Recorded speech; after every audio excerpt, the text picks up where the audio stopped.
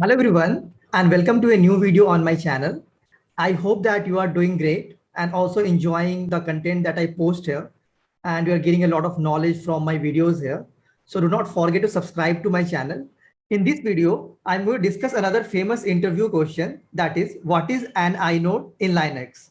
And now depending on what answer you give, there can also be a lot of follow-up questions on this. So I will also discuss the answer to this question and also some of the follow-up questions that can be asked in the interview. So let's first start with the definition of an inode.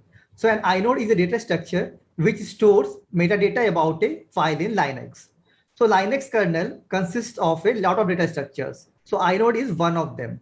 And the use of inode data structure is to store the metadata about the files.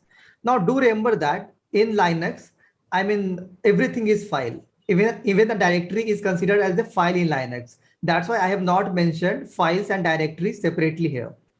Now, what metadata is stored in this inode data structure? So there are a lot of information stored in this inode data structure. I will discuss about some of the important ones.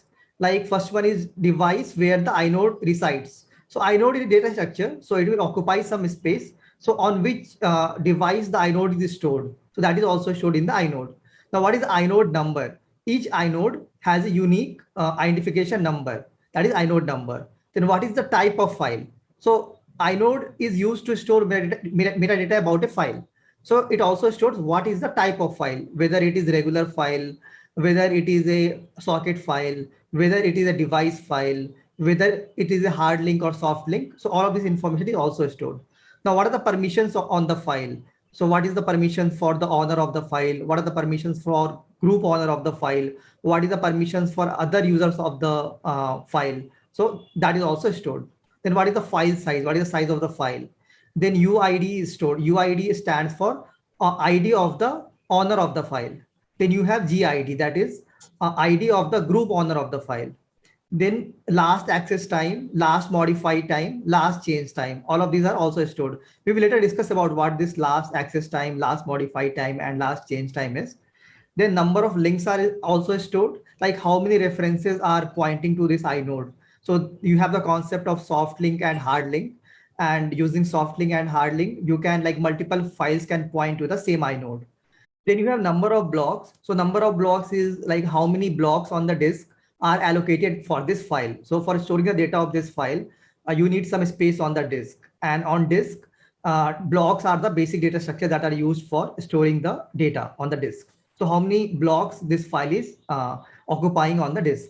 Then you have pointers to the data blocks. So inode does not exactly store the data of the file. It will not store the data. It will only store the metadata of the file, but it will also have the pointers to the data blocks where exactly data is stored for the file.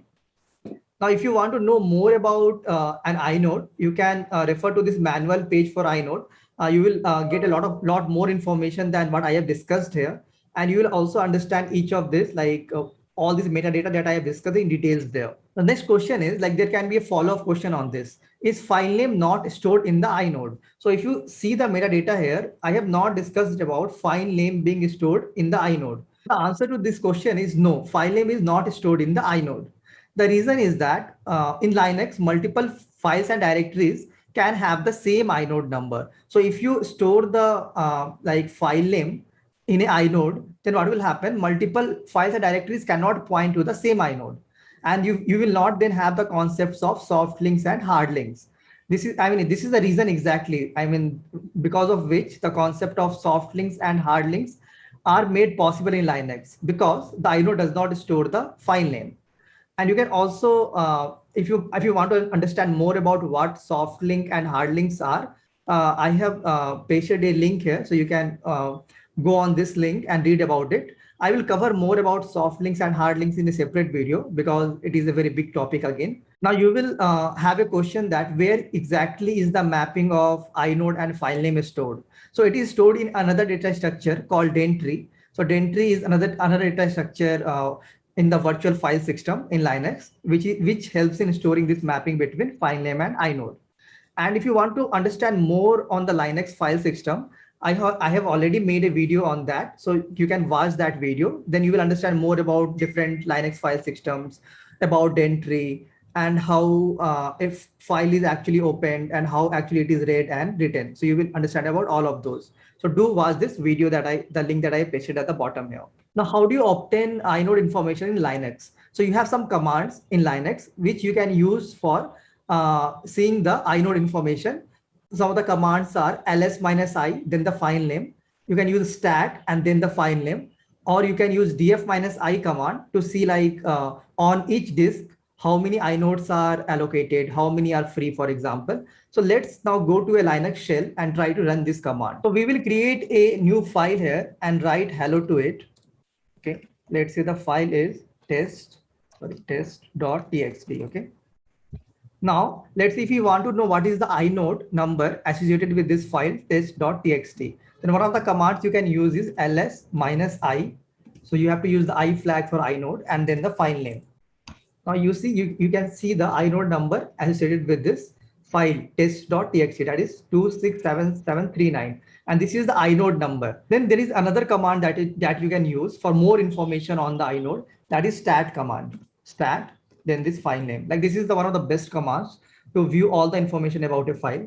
Now you see a lot of when you use this I flag, only the inode number and the file name was given by the command. But if you use the stat command, you see a lot of information, and most of this information I've already discussed in the metadata section.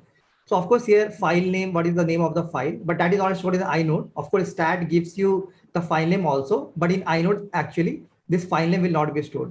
Then what is the size of the file, how many blocks the file is taking, what is the size of one IO block, what type of file this is a regular file here, on which device the inodes are stored. So this is the device name.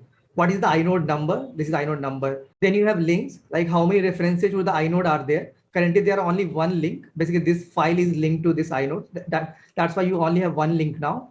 Now what is the permissions? Basically what is the access? Access means what are the permissions on this file? So the permissions are 644. So if you see for the owner of the file, it is read write. For the group owner of the file, it's only read. And for other users, it's only read. What is the user ID? User ID here is root, and ID is 0 and user is the root. Similarly, group ID, if you see group owner ID, it's 0 and the group owner is root here. Then next you have access time, modify time, and change time. I will discuss about these three later on, not now. Okay. Then you have another command, df-i. Okay. Now if you run this command, you will see that for each of the file system, how many total inodes are available in each of the file system. So the number of inodes that you can create on any file system is limited by the type of the file system. For example, if you see for this overlay file system, for example, you have this is the maximum inodes you can create in this file system. Similarly, for other file system also, it's written here how much you can create. Then how many inodes are already being used, like how many inodes are already in use now. So you can see that these numbers here, and then how many inodes are free, those numbers are also here. And in terms of percentage, how many inodes are in use, that also is there. Like this one, this number is very useful. Here if you see the inode use percentage is very low, that means very few inodes has been created on each of the file system. Now the next follow-up question can be, can we run out of disk space if we create a lot of empty files? So let's say you have a lot of file system here, right? Like overlay and /dev, VDA1, all of these are file system. And like some of the file system can be based on disk, or some of the file system can be in memory also. For example, this TMPFS is an in-memory file system, but this /dev, /VDA1 or overlay, these all are disk-based file systems. Now in this case, can it happen that if you create a lot of empty files in these file systems, can it happen that you run out of disk space? So what do we mean by we run out of disk space? We mean that you are not able to create a new file after that. So let's say if you create a lot of empty file, it may happen that you are not able to create a new file after some time. So the answer to this question is yes, it can happen. Why it can happen? The reason is, as I told you, the number of inodes you can create in a file system is limited. So what happens if you, this I use percentage, the inode use percentage, what if this goes to 100%? 100% means all the inodes are being used. So you cannot create a new inode. Now, if you cannot create a new inode, how will you create a new file? Because each file should have a new inode. Now, if you're not able to create a new inode, you will not be also be able to create a new file. And also this question also depends on the type of file system also. Like in some of the file systems, you may be able to create new files even after like you have reached the maximum inodes limit. Like some of the in-memory file systems where inodes are allocated dynamically, in that you will be able to still create some new file. But in older type of file systems like ext4, ext3, in which the number of inodes are hard coded, in that these file systems, you will not be able to create new files once this I use percentage goes to 100%. Also, you can read more about this in this answer, which is given on Stack Exchange, where the same question has been discussed. In the metadata of the inode, we have seen that there was this last access time, last modified time, and last change time. So let's understand what actually are this. So last access time is the last time when the file was read. Whenever you open the file for reading, what will happen? The last access time of the file will change. Now, last modified time is last time when the content was modified. Now, this is different. Last modified time is what was the last time when you actually modified the content, right? And last access time is what was the last time when you actually read the file. So do see the difference here. Now, let's go to the last change time. So this is the last time when the metadata of the file was changed. That means some information associated with the inode was modified. Let's try to understand this last access time, last modified time, and last change time with the help of some example. So what I will do is I will again create a new file in a new directory here. Let's say echo hello and then test.txt. Okay. Now if I use the stat command now, okay, on this file, so let's see what is the last access time. It's 10:03 and 13, right? Now let's try to read this file using cat command, for example. And again run the stat command now. So if you see the difference here, so what we did here was we created a new file test.txt and we are storing hello in this test.txt. Then we use stat command to see the access time, that was 10:03:13. Then we are going to read the file using cat command. So we were able to read the content of this file, that is hello. Then we again, when we use the stat command again, you can see that the last access time has changed now from 10:03:13 to 10:03:25 now. Whenever you read a file at that time, the last access time will change. Now let's say, try to modify this file. Let's say if we also write world to this file, okay, world, and append it to this file test.txt. Okay. Now we are trying to write some new content to this file. Now let's try to again use the stat command. Now, if you see this, now the output of stat, so we have written some content to this, that is a world here. So now in the file, you will have hello also and world also. So we have modified this file. Now, if you see the last modified time for this file, this was 10:03:13. I mean, after this, we have modified the file. Now let's see the modify time now. After we have modified the file, it has changed to 10:04:32. You can see the difference here, right? After we have modified the file, we have written some new content to the file. The last modify time has changed now. Let's also see what is last change time. So if I run the stat command again, you can see now the change time is, if you see 10:04:32, this is the last change time. So let's try to change some of the metadata of this file. So let's say we will change the permission of this file. So currently it's 644. The permission is 644. We will change this to 744, let's say, using chmod command. So chmod command is used for changing the permissions. Now, if I use the stat command again, you can see the permission has been changed to 744, and the change time also, if you see, has been changed, modified to 10:06:07 from 10:04. This last access time has changed because we have modified one of the metadata of the file, that is the access permissions. Similarly, you can try to maybe change the user ID or group ID. In that case also, this last access time will change. Even if you change the data inside this file, right, even in that case, what will happen, like, so when we have modified the data, right, even in that case, the last change time will change, because when you modify the data, the size also changes, right? That is also metadata of a file. So in that case also, the change time will be modified. The follow-up question here can be, what happens to the inode when you copy a file, or when you rename a file, or when you delete a file? So let's look at all the three scenarios here. So when you copy a file, in that case, what happens? Copied file has a different inode number.